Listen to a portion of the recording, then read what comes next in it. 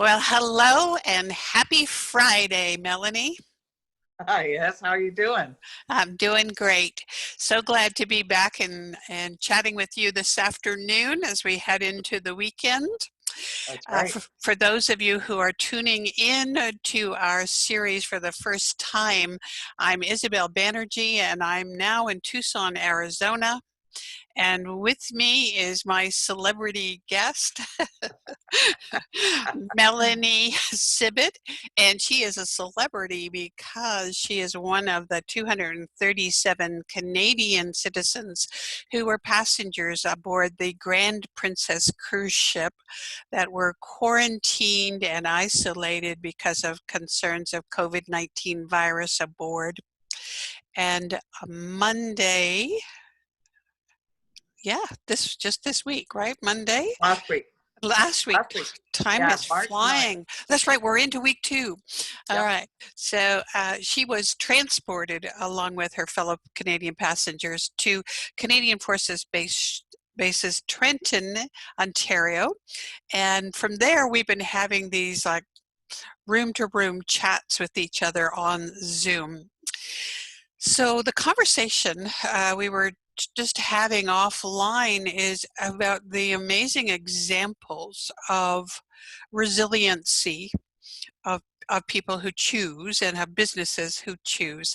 You know, we're all the news, the media is just bombarding us constantly with the scary stuff and the inconveniences and the deprivation and hoarding associated with social distancing and isolation to shorten the curve, flatten the curve of COVID-19, which, gosh, we support wholeheartedly. But on the flip side, is this opportunity now to look at what we're grateful for, what we have to be thankful for, and as individuals and as businesses, how to be innovative and make the best of the situation. So, Mel, what are you seeing from your bird's eye seat over there? Well, as you know, I'm a small business owner. And everybody's being asked to stay at home now. So fortunately, I had already set up my team working from home 5 years ago. So we were kind of prepared for this in that we needed to Yeah. stay home. So we have a really good CRM program, customer relationship program that we all work the platform that we work on, and we also have voice over IP for our Mm. phone system, so that works really well. Of course, we all have iPhones, so we're able to FaceTime. So yesterday afternoon, I had the whole group on a FaceTime call so that we could all see each other. It's it can be scary times, but my team are so positive. So and they're focused on doing what they've got to do right now. They're focused on taking care of their families. They know that what the governments are asking them to do is really important right now. So they're 100% supportive of what's happening, and they're very grateful that they have all of the tools that they need in their home to do their business. You So know, that's a really good point to think about. We have so much technology today, and how we can leverage it in these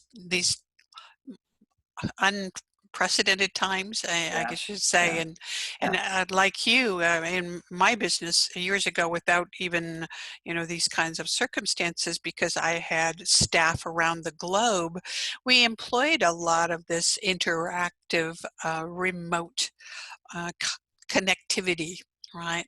Yeah. It was one of my policies in the company that every morning, no matter where the team was around the Yeah. world, everybody called in for what we called the daily stand-up.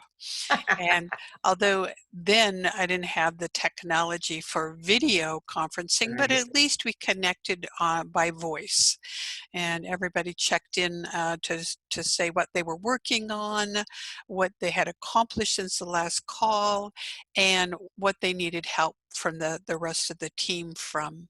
So it's nice now that we have the opportunity to actually have a visual Yeah, very much connection so. with Very people, much so. right? Yeah. Yeah. And I've seen, I see a lot of posts on LinkedIn that other businesses are putting up their strategies and their suggestions. And our mutual very good friend Michelle Bailey and Yeah. her companies, Blazing the Agency and also My Big Idea, they've got some great policies going on where they're connecting with each other as they work from home. And you mentioned you just participated with one of your suppliers in what you called the social hour. Yeah, they called it the social hour. It was really great. Yeah. It was Wednesday afternoon at 4 o'clock, so it was at the end of their work day. And all of the team members, they had them up on a Zoom meeting, which was fun, and everybody had a drink in their hand, connecting, and it was really neat because all of their clients were able to join in on the webinar, on the Zoom meeting, which was fun, and could make their comments in the chat. And they just kind of went around to everybody and said, hey, where are you working in the house? What are you doing? What, like, what are the key things that you could, share with each of us that are things that you're doing to make your day go smoothly, go along, stay positive, stay happy, stay connected, Yeah. because you're not in an office talking to each other side by side anymore, right? Right. My team used to always, one of my team members used to always say, I really like it when you're not here. I get a whole lot more work done. Yeah, right. Yeah. Get the boss out where she It's the should be. boss out. She's always coming up with new ideas of what to do. Can you do this? Can you do that? Can you do this? And she said, I get so much more work done when you're not here. Yeah. Yeah. And I was not insulted. No, I get what you're saying. It was a frequent question to me. And which of the priorities do you really want now? Right? Yeah, no kidding. Yeah, as entrepreneurs, we're always thinking of the next thing we could do, right? Yeah. Yeah. Creative. Yeah, Yeah. for Um, sure. I was saying, I was on a webinar yesterday with some business owners talking about, you know, um, how difficult it is if you're a solopreneur and probably just in some cases just having started your business and Yeah. and feeling the panic and anxiety about what's happening because customers are kind of pulling back to assess how this will impact them. And it was a great opportunity for me to interface with other women business owners who had been through prior events, which we thought were very cataclysmic at the time, 2008, 2001, and Right. in the early 90s in my circumstance. And each time, it made us stretch and grow and figure out where we could streamline and figure out where we could pivot and refine our activities.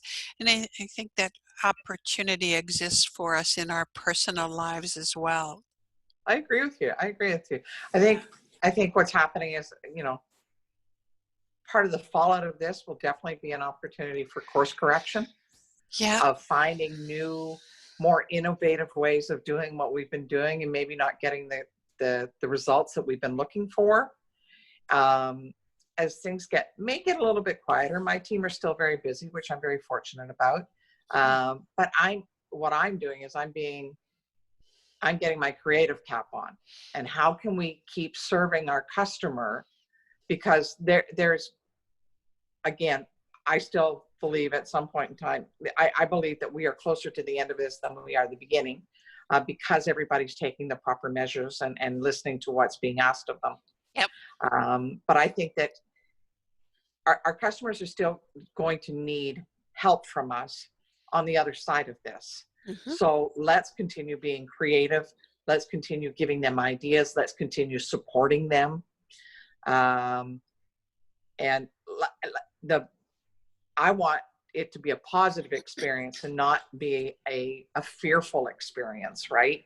Let's Right. just keep moving forward. It may be baby steps for a little while. We course correct. We always figure out the new balance. All right. You raise a good point too, Mel, about this is the other side of connectivity, and that's the connectivity with your clients. Mhm. Because maybe for this time, there's a bit of a pullback from clients about business. Maybe they want to defer a contract, postpone the start date, or scale it back, or put, in some cases, many cases, put it on indefinite hold. Right. But but the moment this clears and the veil rises, there's going to be a huge pent up demand, right? Hmm. Yep. Because we've all, we're waiting to spend money. We're waiting to do services. I'm I'm waiting for an electrician to come and fix something which we discovered this morning was a problem. And I'm, working around right now with an extension cord. But, but as soon as it's, the all clear to start inviting people back into our own environments is, Right. I had to call that electrician, right? And you can be sure I'm going to be really excited about the day that the doors fly open at my favorite restaurant, and my social hour will be on a bar stool with some other live Okay, human pick beings. me. Yes. Yeah. So in the meantime, I'm really impressed with how I'm seeing restaurants adapt and pivot very Yeah. quickly, and Yeah. sending out on their social media that all of that are those favorite dishes are available for takeout, Right. either a pickup or a delivery, and they're quickly signing on with the various delivery services that are Right. available. And I Hmm. even shared with you earlier, one of my favorite restaurants has cocktails to go. How innovative is that, right? That's pretty cool. Yeah, yeah. All right. Well, Yeah. what and I think you were also sharing an interesting outcome of connectivity with new friends in your experience from the cruise. Yeah, that was pretty amazing. I had dinner with a couple of ladies, a woman and her granddaughter, for in the dining room for each night that we were on the cruise. And on the Wednesday night, the last night we actually all had dinner together, I had forgotten to take my phone, so I wasn't able to get their contact information. And I thought, oh, that's okay, I'll get it tomorrow night. Tomorrow night comes, and we are now in quarantine. Right. So I started calling the desk, the guest services desk, and asking for their help to try and find them. Mhm. Well, I didn't have enough information because I didn't know their last name. I didn't know their room number. All I knew is their first names, and that I thought they were on a particular deck, and so on and so forth. But I kept calling every day, hoping that somebody would be, help me find them. And so I just kept putting it out into the universe that I want to find them. I kept sending them prayers and lots of love. And Monday of this week, I happened to be reading through news pieces, and I just, I probably read 40 or 50 different news pieces, and all of a sudden this one pops up, and it's from USA Today, and and it's got the name of the where they're being housed right now in the States, and they're two of approximately 3,000 people that are being housed in these two locations in the U.S. Because they were quarantined or isolated also like yourself, right? Yeah, they were on Yeah. the ship with me, so they got billeted out to do two different locations. So as I kept reading the article, they mentioned the young lady's name, and then that she was traveling with her grandmother and where they were traveling from. And I went, oh my God, that's them. I got to find them. Right. So I reached out to the reporter that did the story, sent her a messenger request, and on Monday night, and she got back to me on Wednesday night saying, hey, sorry, I didn't see this. Can I still help you? And I gave her the information, and she said, let me see what I can do. So she called back last night, and she said, yeah, they'd love to hear from you. So I was able to, I connected with them last night, and it was just like, I'm so excited I found you. So, my little detective work worked again. I have the ability to be able to find needles in haystacks. So I was so grateful I found them. So it's all about connection, right? And it's because we had a heart connection. So my heart, you know, I'm a firm believer that your heart will leave little crumbs along a path to get you to where you need to go. That's And brilliant. That's yeah. brilliant. Would you like to give a shout out to the reporter from USA Today? Yeah, I can't remember her last name. That's okay. I'll get it from you offline, and I'll put Okay. it in the show notes so that Yeah. because Yeah, she did a great job, and I was just like, I'm forever grateful. yeah, kudos to her because she could have brushed it off and not followed up with you. So Yeah, I appreciate that. So there's another example of connection and yeah, for stuff. sure, for sure. Okay. Alrighty. Well, I know that I mean, any other thoughts on how we all can improve our connectivity on this? Well, you know, now that everybody's even more isolated, some of the places, some of the states are now completely isolated. So Yeah. just make sure that you still keep reaching out to each other. Stay connected by phone, stay connected by email, like you recommended the other day. Send off some great little snail mail. Maybe send that special little note that you've always wanted to send, you know, that Right. we just don't take the time to do. But stay connected, but more importantly, stay connected from your heart. That's so Because love great. is going to be what gets us through this. Yeah, absolutely. I agree. Yeah. I know that you have lots to share about the process of being released from the facility and how to get back home. And I have a lot of questions I'd like to ask you about, you know, what that sort of the emotional part of Yeah. that about Yeah. being going home after so long. But could we leave that for tomorrow? And if anyone who's listening has any questions about the experience of being a traveler in the world and you know, doing so with a positive attitude and caring about other people, please, on social media, I have been posting our interviews on LinkedIn, Facebook, and Instagram. You can simply look for Isabel Banerjee or Melanie Sibbitt with 2 I's, 2 B's, and 2 T's. And on my YouTube channel, it's Isabel, Isabel, Banerjee, Banerjee. And we'll be back to share some more love. That's what we're doing. We're spreading the love. We're spreading the love. Yep. All right. We sure are. Until then, stay safe and stay kind. Love it. All Thank you, righty. my friend. Thank you, Melanie. Bye for Bye. now.